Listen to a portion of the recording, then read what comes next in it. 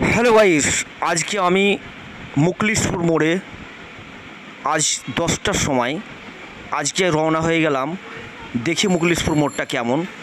তো মুকলিশপুর মোড়ে অনেকক্ষণ ধরে আমি দাঁড়িয়ে থাকলাম, রোডটা দেখলাম কেমন ফাঁকা, অনেক ফাঁকা হয়েছে, দেখতে ভালো লাগলো। দেখুন মুকলিশপুর মোড়টা, এটা জয়পুর রাস্তা চলে গেছে, আর একটাকে চলে গেছে মোড়ারই, আর একদিকে চলে গেছে এদ্রাকপুর, আর একদিকে একটা রাস্তা চলে গেছে, ওটা একটু হোটে, তো ওটা আর দেখালাম না। দেখুন বন্ধুরা, আর এই গাছটা দেখছেন বট গাছ, দেখতে পাচ্ছেন বন্ধুরা, এই বট গাছের কাছে দাঁড়িয়ে আছি। এগুলো সব, এটা জয়পুর যাওয়ার রোড, দেখতে পাচ্ছেন গাইস।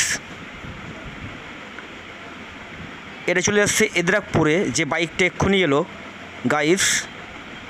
আমরা এখন যাব এদ্রাকপুর, একজন আসবে, তার জন্য আমরা দাঁড়িয়ে আছি। কারণ এদ্রাকপুর যাচ্ছি আমরা একটা কাজের জন্য, আমরা এদ্রাকপুর যাচ্ছি আজকে।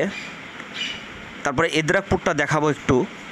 এখনও আমরা যেতে পারিনি, তাই আমি একটু ভাবলাম কি আমি মুকলিশপুর মোড়টা ক্যামেরাবন্দি করে বন্ধুরাকে দেখাই, তাই আমি একটু ক্যামেরাবন্দি করলাম। দেখুন গাইস, কত গাছপালা, মরশুমটা কত ভালো, ভিড়ভাড় নাই। দেখুন গাইস, বট গাছটা কত অনেক উঁচু।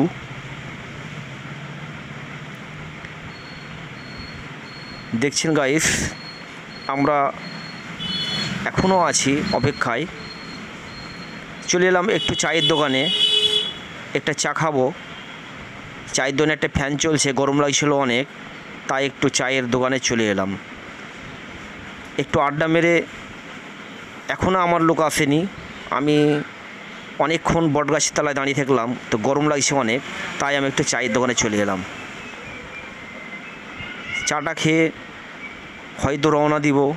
দেখুন বন্ধুরা, চলে এলাম এবার মুকলিশপুরে, চলে এলাম আমি এদ্রাকপুরে বসে আছি। দেখুন এদ্রাকপুরের সেই রাস্তাটা দেখতে পাচ্ছেন বন্ধুরা, যিনারা দেখেছেন তেনারা চিনতে পারবেন। এদ্রাকপুরের দেখছেন